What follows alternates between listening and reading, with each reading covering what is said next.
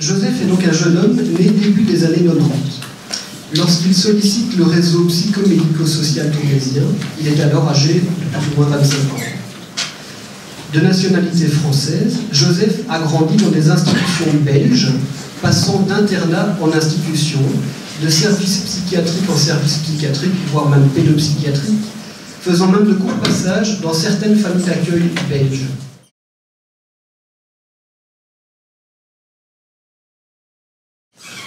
Ses contacts avec sa famille biologique sont inexistants. De manière générale, il nous parle un petit peu de ses liens avec sa mère, mais on sent que c'est extrêmement fragile. Entre 2005 et 2015, Joseph a pu profiter du soutien d'un SRJ, service résidentiel pour jeunes, en Belgique, mais situé à la rue de la Frontière. Très vite, nous nous apercevons que le nom de cette rue a toute son importance. En effet, dès les premières rencontres avec les travailleurs de rue tournaisiens, Joseph questionne son appartenance à l'un ou l'autre pays. Légalement attaché en France, mais symboliquement, son cœur est en Belgique. Cette rue représente donc parfaitement le dilemme dans lequel se trouve ce jeune. Entre 2015 et 2016, Joseph fait le choix, un peu contraint, de retourner en France, où il expérimentera la mise en logement supervisé. À Roubaix. Lors de l'été 2016, c'est la dégringolade, Joseph s'installe dans les structures Basseuil tournaisiennes. Brasero, qui est donc un accueil de jour pour personnes en grande précarité et SDF. Il va dans les restaurants sociaux, il passe par les structures bénévoles et il squatte en rue. Il nous explique qu'il s'est fait agresser à Roubaix dans son appartement supervisé. Dans cet appartement, il y avait toute une équipe pluridisciplinaire qui l'aidait à l'autonomiser, à tenter de l'autonomiser, mais pour finir, c'était un échec pour lui. Il ne souhaite donc plus y retourner. Il se sent extrêmement menacé à Roubaix, mais aussi à Lille et dans le nord de la France de manière générale. Quand il nous explique ça, on s'aperçoit que d'un point de vue santé mentale, il est super en difficulté, et puis de manière générale, on s'aperçoit que se sentir menacé pour Joseph, c'est quelque chose qu'il expérimente régulièrement. Très vite, il se confie, il nous explique son histoire, ses liens avec la France, sa tutrice activée en 2010. On apprend aussi que tutrice en France, c'est l'équivalent plus ou moins de l'administratrice de biens. Il nous parle de ses psychiatres belges, mais aussi de ses psychiatres français, mais nous sentons surtout son désir de pouvoir se poser, P-A-U-S-E-R, se mettre en pause et s'installer ailleurs qu'à Roubaix. Ces premières demandes tournent autour de la santé. En tout cas, vis-à-vis de moi, infirmier de rue, c'est principalement par ce biais-là que nous rentrons en contact. Nous essayons d'y répondre et en profitons pour l'inscrire dans une maison médicale dans le but de répondre à sa demande somatique, mais aussi de le brancher stratégiquement aux assistants sociaux de la maison médicale. Auprès des assistants sociaux de la maison médicale, Joseph demande de lui trouver un logement. Rapidement, nous tentons en tout cas de créer un réseau à Joseph, un réseau belge, avec une maison médicale, un médecin traitant. Il se met en lien aussi avec les éducateurs de rue de la ville de Tournai, le SAIS, le service d'aide à l'intégration sociale, et puis le relais santé de Tournai. Et nous nous mettons aussi en lien avec les différentes structures belges et françaises dans lesquelles Joseph est passé au cours des dernières années. Lorsque nous nous mettons en lien avec ces structures françaises et belges, nous apprenons que Joseph est un jeune qui se cherche, un jeune qui se teste. Son instabilité psychique a souvent été problématique pour avancer dans ses projets d'autonomisation et de mise en logement. Après quelques semaines de prise en charge à Tournai, et après avoir reçu les informations nécessaires pour nous permettre d'avancer avec Joseph, nous faisons le constat et nous faisons le choix de tenter de le stabiliser psychiquement. En effet, on apprend donc qu'il a arrêté de prendre son traitement une fois qu'il est parti de Roubaix, et avec son nouveau médecin traitant, on se dit, mais tiens, ça vaudrait peut-être la peine de réamorcer un traitement, entre autres antipsychotique, pour le stabiliser, et puis lui permettre peut-être de se créer un nouveau réseau, plus en lien avec la France. Et on fait aussi le choix d'envisager des rencontres régulières avec sa tutrice française. Par rapport à ce plan de match-là, Joseph est preneur et partant pour avancer de cette manière. Ses droits en Belgique étant limités, voire inexistants, Joseph est vite confronté aux difficultés de répondre à ses besoins primaires. Cela aura comme conséquence de le mettre en tension. Après quelques mois, nous arrivons à stabiliser Joseph, de manière générale. Il est en lien avec le réseau tournésien, vient au rendez-vous fixé, se mobilise, et puis on le trouve plutôt charmant. Il est outillé à sa manière, il peut avoir accès en tout cas à l'humour. Voilà, on sent qu'il se mobilise, qu'il est là. En collaboration avec sa tutrice, qui se mobilise jusqu'en Belgique, Joseph se lance dans des recherches de logements supervisés dans le nord de la France. En attendant, il tente de dormir à l'abri de nuit, avec d'autres SDF, parfois plus expérimentés que lui, mais n'arrive pas à s'y déposer, ne supportant plus les règles de l'institution. Régulièrement, à ce moment-là, il nous dit à quel point avoir vécu pendant des années dans une institution et être pris par les règles, etc., c'est quelque chose qui est trop compliqué pour lui. Et puis, on a affaire à quelque chose pour lequel on se rend compte souvent que lorsqu'il a atteint sa majorité et que l'institution est moins derrière lui, son désir d'autonomisation est extrêmement fort. Et puis donc il essaye de se déployer, de voler, mais pour finir, ça a été assez léger. Nous réalisons également que Joseph a besoin de coller aux autres, souvent sous la coupe d'autres bénéficiaires, cherchant désespérément le bon père ou la bonne mère.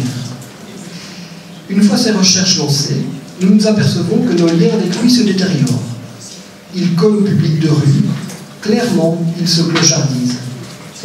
À de nombreuses reprises, il perd ses papiers, sa carte de banque, sa carte d'identité, son identité. Il ne sollicite le réseau plus que pour des raisons financières, demandant systématiquement de l'accompagner jusqu'à sa banque à Ambert. Sa dépendance aux drogues ressurgit, s'intensifie, et nous observons, sans savoir réagir, que la situation de Joseph se détériore de jour en jour.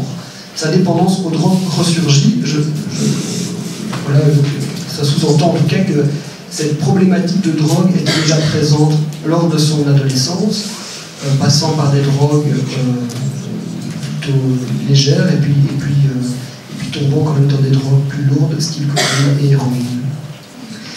Après un an de prise en charge, il fait le choix de ne plus se médiquer. Et donc, ce qu'on avait pensé avec son médecin traitant autour d'une stabilité psychique et une tentative de mise en place d'un traitement a tenu plus ou moins un an, et puis Joseph très vite fait le choix de plus se médiquer.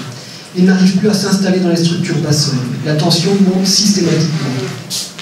À plusieurs reprises, nous tentons de refaire lien avec lui, avec sa tutrice, avec son réseau, mais rien n'y fait. Néanmoins, et mine de rien, il reste en contact. Ses demandes tournent autour de l'argent et du logement. Plusieurs visites de structures dans le nord de la France sont organisées en sa présence, mais aucune ne semble emballée. Sa motivation est fragile, évolue, change. Physiquement, nous observons aussi que son corps change, il maigrit, ses traits se durcissent, son hygiène se détériore. Il reste en rue, dort en squat, fait la manche. Nous restons disponibles, nous tentons de le mobiliser, en vain. Depuis maintenant 2 ans, donc entre septembre 2016 et septembre 2018 à la Course-Louche, nous repérons que Joseph est un jeune homme perdu, en quête de se brancher avec la bonne personne. Il garde espoir de trouver un logement et ou une institution. Mais si c'est une institution, il ne faut pas qu'elle soit trop fermée, trop stricte, pas trop chiante, pas trop. De manière générale, nous le trouvons, Joseph, régulièrement à la frontière. D'où vient-il? Vers où va-t-il? Où peut-il s'installer? Avec quelle législation?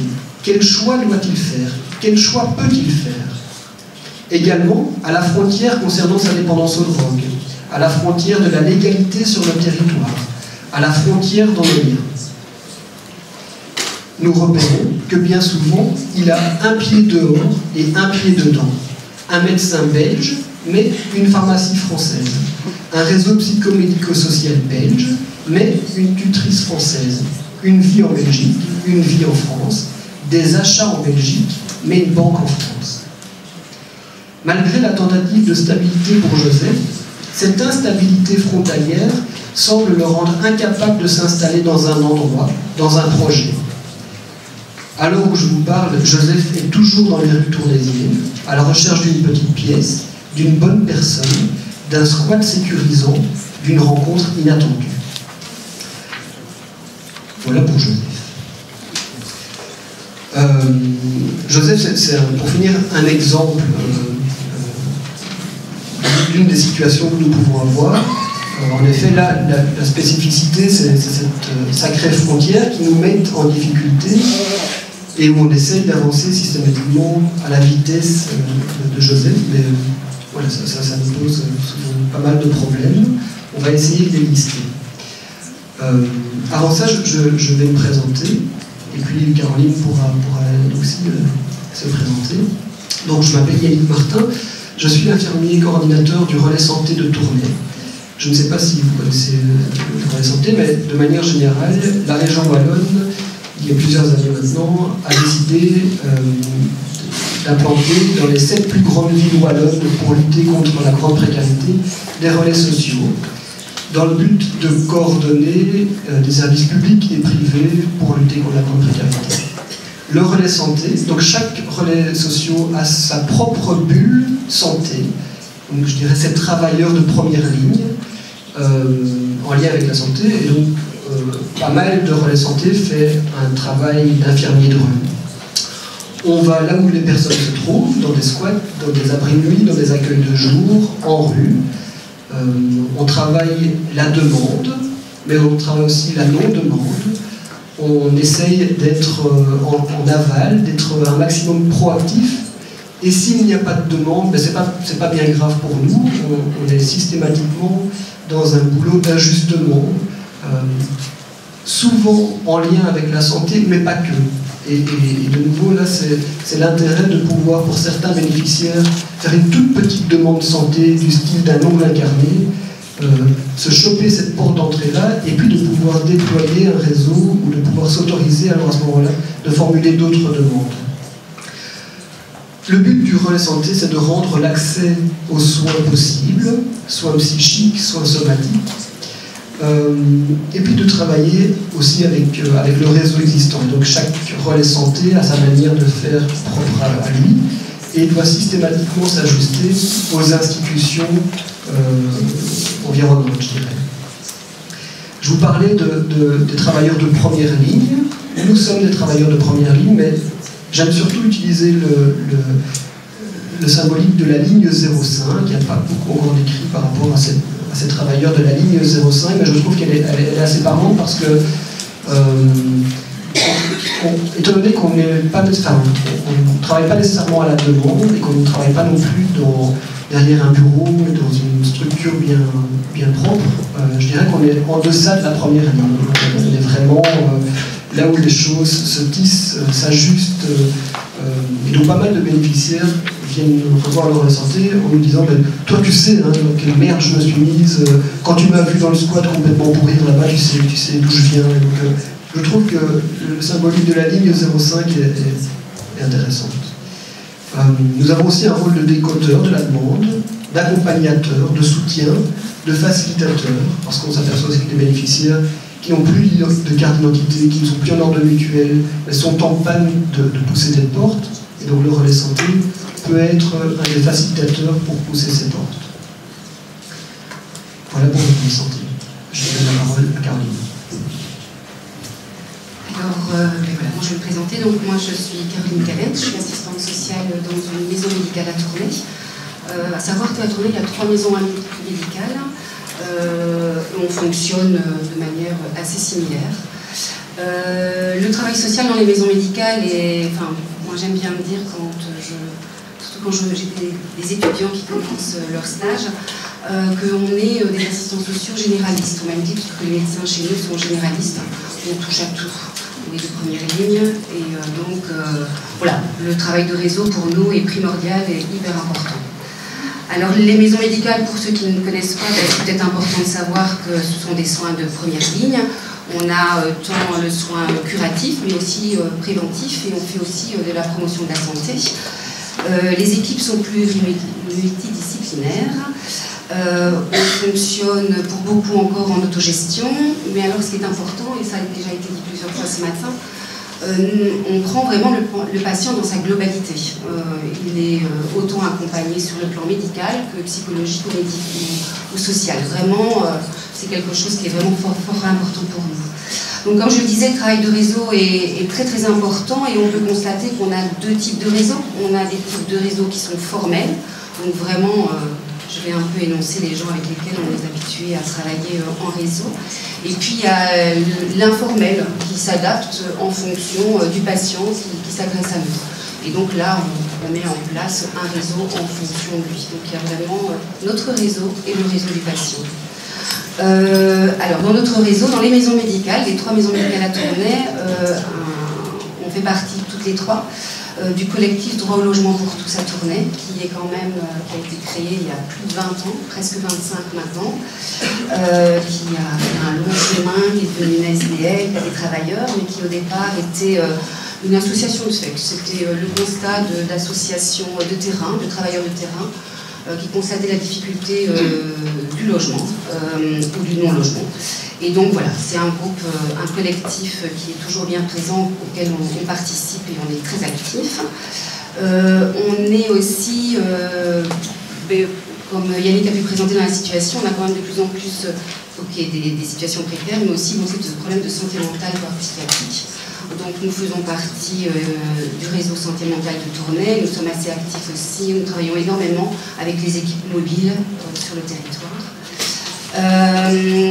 On est aussi, au vu du public, on fait partie du réseau Citadelle, qui a été fondé il y a quelques années. Le réseau Citadelle, c'est un réseau d'aide à toute personne. Avant, on disait toxicomanie, maintenant on parle d'assuétude, parce que l'assuétude est beaucoup plus large. Ça va des problèmes d'alcool avec des problèmes de toxicomanie, mais de dépendance au sens large, donc des dépendances de jeu aussi. Voilà, on fait partie du relais social urbain, où là, on trouve que c'est vraiment très très important de pouvoir unir nos réflexions, de pouvoir avancer ensemble sur des projets. On a aussi, ça c'est notre maison médicale, nous n'avons plus d'infirmiers, donc nous travaillons énormément avec des services d'aide et soins à domicile. Et ça c'est vraiment aussi pour nous fort important, que ce soit des associations ou des infirmières indépendantes. Et puis donc tous les autres réseaux avec lesquels on peut travailler, donc ça peut être l'aide à la jeunesse, ça peut être des homes pour personnes âgées, parce que notre public c'est un public tout âge, ça va on a des patients de 0 à 90 ans, donc on s'occupe beaucoup quand même au niveau du service social, énormément de précarité, mais nous n'avons pas que ce public-là. Alors je vais un peu présenter le réseau de Joseph, pour montrer un peu justement son réseau à lui, et donc du coup montrer aussi peut-être les difficultés auxquelles on a été confrontés. Donc en Belgique, il a donc fait partie d'un service résidentiel de jour à l'Aix-Nord, donc à la frontière. Il a le relais santé, plus précisément Yannick. La maison médicale est là où il y a le médecin et je vais même dire le service social, parce que c'est pas que moi. Je pense aussi qu'avec des publics précaires, en tout cas le fonctionnement que nous on a, c'est on s'adapte à l'heure et au passage, parce que c'est compliqué, et que donc on est tous les deux très, très présents. Il y a donc Citadelle, inévitablement, avec ses problèmes d'assuétude. Il y a les réseaux hospitaliers, généralistes et psychiatriques. Les éducateurs de rue. L'abri de nuit, où ils passent de temps en temps. Brasero, qui est donc l'abri de jour pour les grands précaires. Et puis il y a ses amis, ses proches, son réseau de la rue. Et puis à côté de ça, il a son réseau en France. Donc sa tutrice qui fait partie d'une association qui s'appelle Ariane. Il y a son psychiatre en France, sa banque en France et sa pharmacie en France. Si je dis ça, c'est parce que voilà, avec la frontière c'est compliqué, et donc on peut faire des prescriptions médicales en Belgique, mais pour avoir le remboursement de médicaments au maximum, on passe la frontière et on va chercher les médicaments à la pharmacie en France. Donc voilà, géographiquement, on se balade.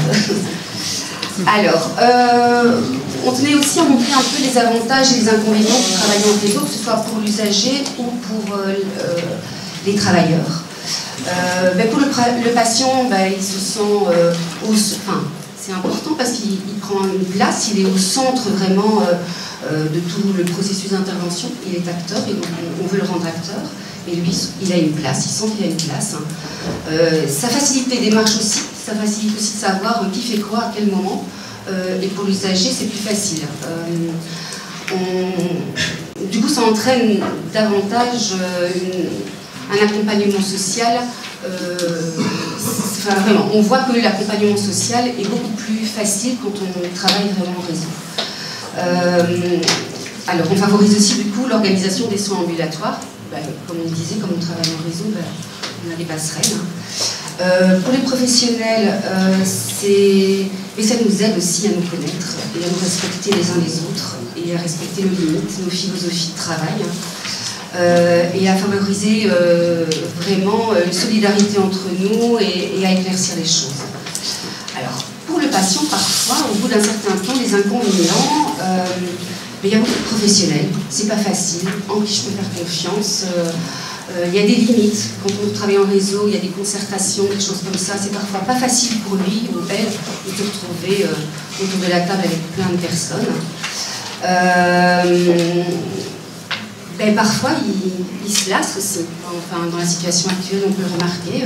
Au bout d'un temps, il se lasse les professionnels qui sont ses référents. Alors, au niveau des professionnels, les difficultés du travail de réseau, c'est la mise en place et l'organisation de coordination, de réunions. C'est très intéressant, mais ça prend énormément de temps. Et les difficultés parfois auxquelles on peut être confronté, c'est la communication ou non-communication.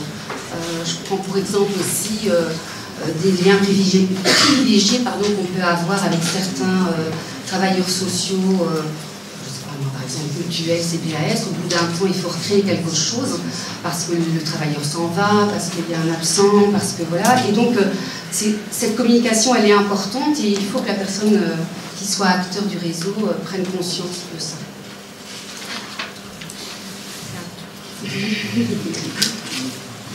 Moi, je vais refaire un focus, en tout cas, sur les difficultés que nous, professionnels, avons rencontrées avec Joseph, et puis les difficultés dans lesquelles Joseph s'est retrouvé un peu sans le vouloir, mais avec nous.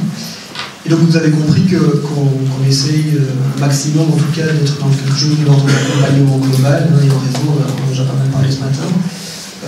Et donc, les constats qu'on a fait, c'est aussi de se dire, tiens, pour finir, la première demande qu'il formule, et la demande en tout cas qui revient régulièrement, c'est d'avoir un logement. Et donc il y a toutes ces difficultés de comment est-ce que nous décodons cette demande et comment est-ce qu'on essaie de tricoter avec le bénéficiaire pour tenter de répondre à cette demande. Alors ça c'est déjà un des boulots qui peut parfois prendre du temps, de décoder la demande. Et ce dans quoi on est pris là, c'est que, ça fait partie un peu de la deuxième difficulté, c'est que qu'est-ce qu'on fait aussi à un moment quand cette demande, elle est rêvée par le bénéficiaire, là, avoir un logement en Belgique, mais où nous, avec nos yeux professionnels, on se dit, merde, s'il a un logement en Belgique, ça va venir capoter plein de trucs. Entre autres, étant donné que Joseph est attaché à répondre à ses besoins primaires, et c'est bien logique, perdre son logement en France, ne plus avoir une adresse de référence en France, mais avoir une adresse en Belgique et un logement en Belgique, ça viendrait lui foutre en l'air tous ses revenus. Et donc, c'est s'embarquer donc dans une problématique encore plus complexe. Et donc, on a voulu aussi tenter de naviguer avec Joseph sur le « Ok, ta priorité c'est de trouver un logement en Belgique, mais on veut absolument que tu sois bien informé des risques que tu prends en faisant ce choix-là. » À l'heure actuelle, on est toujours là-dedans, dans ce processus-là. Comment est-ce qu'on tricote ou on détricote certaines choses? Une de nos troisièmes, je dirais, difficultés, c'est l'importance de devoir recadrer nos interventions. Étant donné que tourner Roubaix, c'est quand même pas la porte à côté, qu'il faut systématiquement le mobiliser jusque là-bas. Et je vous passe les détails de se fixer un rendez-vous, ne pas venir à ce rendez-vous, même arriver une heure après le rendez-vous, etc. C'est en tout cas énergivore et chronophage pour nous, ça c'est clair. Et donc, comment est-ce qu'on fait aussi pour recadrer nos propres actions? Et puis aussi pour communiquer avec les autres institutions sur le écoute, ça, j'atteins moi mes limites. Ça fait 3 fois que je propose un rendez-vous à Joseph, ça fait 2 fois que je l'accompagne jusqu'à sa banque. Ça m'a pris en tout 4 journées. Comment est-ce que je fais avec ça? Évidemment, et c'est une aussi de nos spécificités, c'est qu'on est là, il n'y a pas un moment d'arrêt. Si le bénéficiaire veut toujours qu'on soit là, ben on sera toujours là. Et donc en termes de temps et de prise en charge, elle peut être jusqu'à la mort, je dirais, mais il faut quand même qu'on cadre notre travail. Et c'est pas simple de cadrer son travail. Et puis la dernière difficulté qu'on a pu mettre en avant, c'est de pouvoir travailler en réseau interfrontalier. Non pas par la mobilisation, parce qu'on a affaire à une chouette tutrice qui se mobilise, qui vient jusqu'en Belgique, qui vient nous rencontrer, qui vient rencontrer son bénéficiaire, mais plus pour des difficultés administratives, des législations différentes, des déplacements, comme je viens de vous le dire, et aussi par rapport au manque de connaissances. Donc, on a aussi abordé ce matin l'importance de passer les frontières. Déjà, c'est pas simple de connaître toutes les institutions dans la ville dans laquelle on bosse, mais alors connaître les institutions de l'autre côté de la frontière, c'est encore moins simple. Qu'existe-t-il? Comment travaille-t-il? Est-ce que ça va coller avec le bénéficiaire? Et donc ça fait partie aussi des perspectives qu'on aurait à vous transmettre après. Toutes ces difficultés, pour finir, ça nous a fait aussi penser à la question de la temporalité et de l'urgence. Comment s'ajuster à l'urgence du bénéficiaire pour qui, tout d'un coup, un jour, il faut absolument l'accompagner jusqu'à sa banque, parce que là, c'est très très important. Et donc, comment est-ce qu'on s'ajuste aussi avec les réalités institutionnelles? Comment faire avec cette frustration de ne pas pouvoir l'accompagner là tout de suite? Et lui, comment est-ce qu'il va se démerder avec le fait de ne pas être accompagné tout de suite? Et donc de pouvoir aussi faire avec tout ça. Et enfin, de manière générale, et on entend souvent parler de la place centrale du bénéficiaire, alors je pense que de manière générale, dans nos prises en charge, on est dans cette logique de la place centrale du bénéficiaire, oui, mais on pense aussi que c'est important de pouvoir, à un moment, s'ajuster entre professionnels, et pas nécessairement en laissant systématiquement le bénéficiaire dans cette place centrale. Et surtout quand on est face à des premières demandes, comme je vous le disais, qui sont très très ciblées, et sur nous, pour finir, comment est-ce qu'on va se débrouiller avec cette première demande qui va le mettre encore plus dans l'embarras. Il y avait aussi le nombre d'intervenants, est-ce qu'on se lasse ou pas des intervenants qu'il y a, et puis aussi, mine de rien, le constat d'échec et de frustration, et ça je pense que c'est quelque chose qui nous colle souvent, c'est là, Joseph, il est dans la rue, il n'a pas de logement, il est toujours français, il fait toujours ses allers-retours à Roubaix, on n'a pas avancé, et donc on pourrait se dire, on n'a pas avancé, c'est vraiment dommage, mais je pense que si on se dit ça, on arrête de travailler, on fait des spécificités de nos bénéficiaires, et donc on garde espoir. Je pense que ça c'est important, garder espoir, de se dire que, mine de rien, Joseph, il est là, il est encore dans des demandes, il est en vie, il avance parfois dans des chemins qu'on n'aurait même pas osé imaginer, mais il avance, il fait ses propres expériences. On essaie d'être là pour, à certains moments, pouvoir le guider, pouvoir s'interroger, pouvoir solliciter les structures françaises, pouvoir se dire, tiens, là, est-ce qu'il ne se met pas tellement en danger qu'on activerait une mise en observation ou autre. Et donc, voilà, nous, notre travail, c'est de pouvoir être, je dirais, juste là, de pouvoir à un moment, peut-être, quand ce sera le bon moment, répondre à quelque chose. Voilà, les conclusions. Alors, conclusion, en tout cas, c'est plus aux perspectives. Là, au vu de la situation, en tout cas, il y avait des choses qu'on trouvait importantes de pouvoir retransmettre aussi, et qui sont pour nous des pistes qui vont pouvoir nous aider dans notre futur aussi au niveau du travail et d'accompagnement autour de la problématique du logement. À Tournai, le relais social urbain, au sein du relais social urbain, plutôt, différents acteurs de logement se réunissent et réfléchissent ensemble à mettre des projets en place et à voir comment évoluer.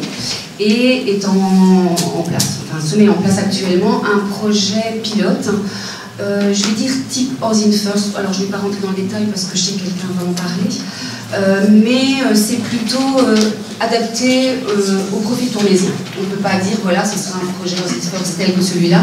On a envie d'adapter quelque chose sur Tournai. Et donc les acteurs de terrain qui se réunissent pour mettre en place ce projet, qui commence tout doucettement avec 4 logements.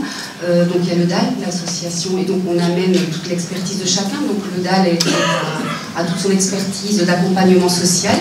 Il y a le capteur logement, donc ça c'est une personne qui capte du logement, et de pouvoir à ce moment-là travailler en collaboration avec le DAL pour l'accompagnement du logement et le maintien en logement. Il y a l'étape aussi qui on a présenté ce matin, qui est un centre, une maison d'accueil, et qui a toute son expérience aussi depuis de longues années d'accompagnement social pour des postes émergés, et qui a aussi une expérience d'accompagnement social au sein de logements publics.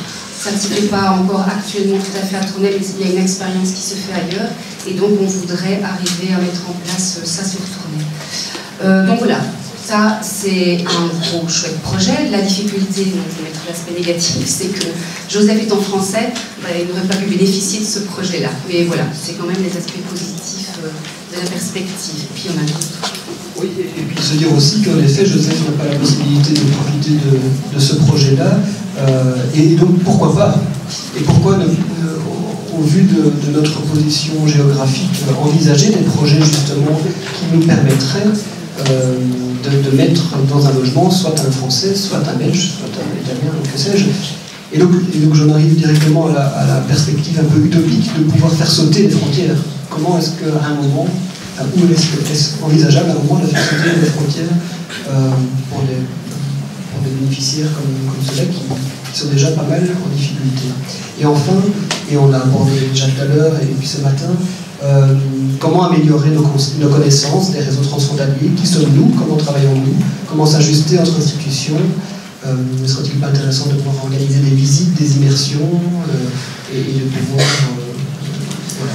bouger et traverser les frontières ou les villes avoisinantes. Voilà, merci.